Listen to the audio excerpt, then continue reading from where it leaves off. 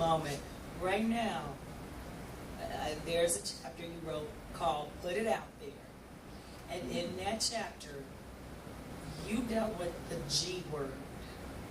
I call it the G word. It's the word that elementary school students deal with, junior high school students deal with, high school students, college students, adult women, even adult professional men, they deal with gossip.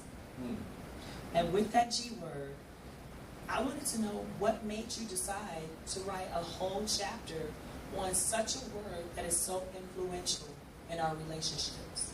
Well, at one point in time in our society, gossip was for little small segments of society. People who really have nothing to do with their lives and have nothing better to do than gossip about other people's lives because theirs was short of content.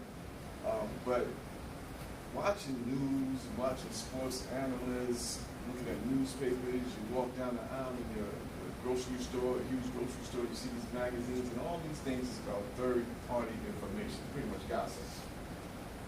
And even in Congress. So these days, they actually make important major decisions from third-party information, which is essentially gossip to me, because you wasn't there, you didn't see it, you didn't hear it, you wasn't there yourself, so you just took this information, and people are making vital decisions over third-party information. This is gossip. So I'm saying, okay, if this gossip evolved to such impact on our society, somebody needs to put it out there and have us take a real good look at what is third-party information.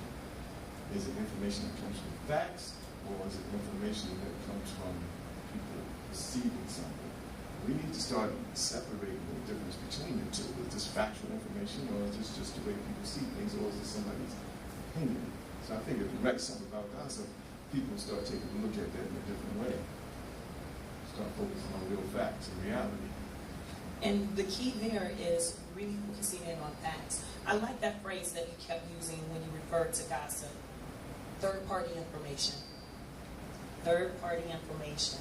And as you said, we have to separate what truly are the facts and what may be someone's perception of the facts, and making sure that we can get to the facts, make decisions off of facts, live by the facts. And you can look at it in a situation, you can have a rocky relationship, and somebody can whisper something to you that they perceive as something else, and that gossip, which may not be true, because sometimes what you're looking at may not be the truth. You have two people standing over there, and you know that that's the one person's wife over there, and that is a stranger that you don't know. You could be a friend of the husband that's looking over there.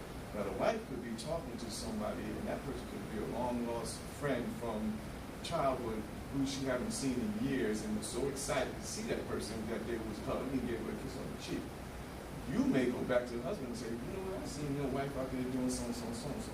That little thing right there, because of the way you perceived it, could put a strain on that marriage that they may not recover from. But you didn't know the facts. So then would you say that when it comes to gossip, that it's also perception? It's mostly perception, but we build a lot of our information now in today's society off of perception rather than facts. Yeah, reality TV, right? Exactly.